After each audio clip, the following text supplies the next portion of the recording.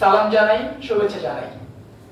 আমরা আজকে এখানে এমন একটি আলোচনা সভায় উপস্থিত হয়েছি, একটু পর আমরা একটি বানানো চিত্র দেখব।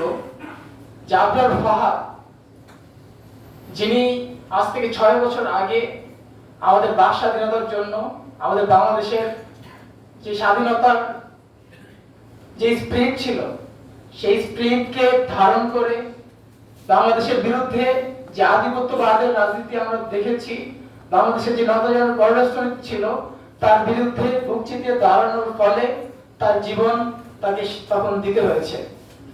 সে তার জীবন দেওয়ার মধ্য দিয়ে আমাদেরকে শিখিয়েছে কিভাবে আধিপত্যবাদের বিরুদ্ধে লড়াই করতে হয়, কিভাবে বাক স্বাধীনতার জন্য লড়াই করতে হয়, বাংলাদেশের স্বার্থের জন্য কিভাবে লড়াই করতে হয়।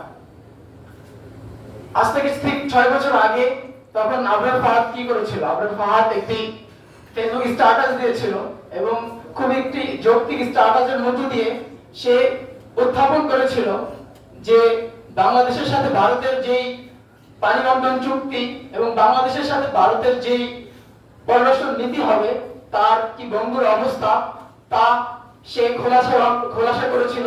এবং তখন যে মোদী সরকার, সেই মোদী সরকারের বিরুদ্ধে বর্তমানে যে মোদী সরকার ভারতে আছে, তার যেই বাংলাদেশের প্রতি দৃষ্টিভঙ্গি কিংবা তার সেই সমালোচনার জায়গাটা সে ফেসবুক স্ট্যাটাসের মধ্য দিয়ে তুলে ধরার কারণে তখন আমরা দেখেছি তখনকার সন্ত্রাসী বাহিনী, ছাত্রলীগ, যারা প্রত্যেকটি বাংলাদেশের ক্যাম্পাসগুলোকে দখল করে রেখেছিল, তারা আবরার ফাহাদকে আটক করে সারা রাত নির্যাতন করে কি নির্মমভাবে তাকে হত্যা করেছিল।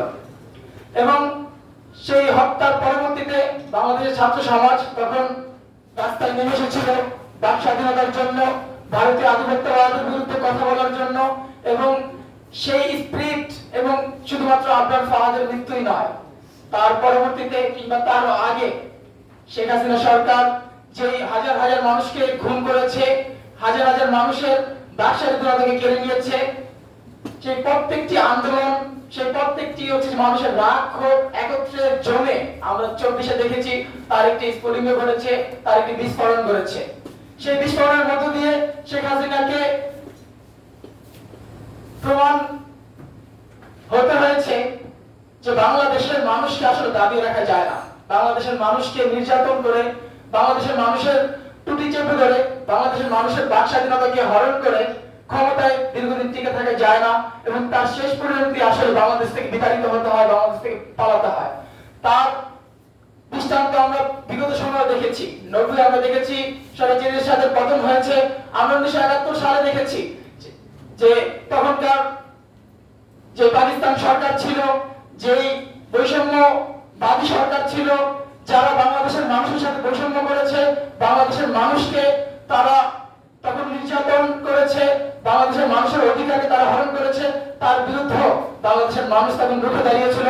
এবং তার ফলশ্রুতিতে আমরা 1971 সালে একটি নতুন সার্বভৌমত্ব বাংলাদেশ পেয়েছি। এবং সেই বাংলাদেশের মূল আকাঙ্ক্ষা ছিল সাম্য, মানবিক মর্যাদা এবং সামাজিক ন্যায় বিচার। এবং সেই সাম্য, মানবিক মর্যাদা এবং সামাজিক ন্যায় বিচারের জন্যই আমরা 90-এ আমরা গণঅভ্যুত্থান ঘটিয়েছিলাম এবং 24-এ এসে আমরা ফেসিবাদের যে সভানেত্রী ছিল তাকে আমরা বাংলাদেশ থেকে বিতাড়িত করেছি। এবং এই 24-এর আন্দোলনের পরে আমাদের একটি 1972 সালের মতো একটি প্রেক্ষাপট তৈরি হয়েছে।